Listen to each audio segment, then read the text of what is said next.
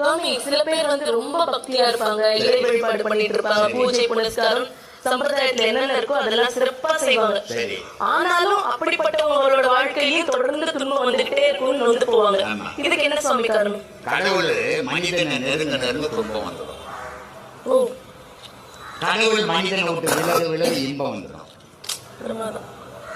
இது அறியாத பேசுவாங்க, நான் இவ்வளவு பக்தி பண்றேங்க, எனக்கு ஏங்க கஷ்டம் வருது, அவர் சாமியை கொண்டு மாட்டாருங்க, அவர் சொன்னாங்க அப்படின்னா சொல்லி எந்த மகானாவது காதல பண்ணானா? எந்த மகானுக்காவது சோறு இருந்ததா? உண்மையான மகன் யாருக்குமே இல்ல. இல்ல. ஏன்? கடவுள் நெருங்கிட்டான், அதனால அவன் சோறு கிடைக்கல.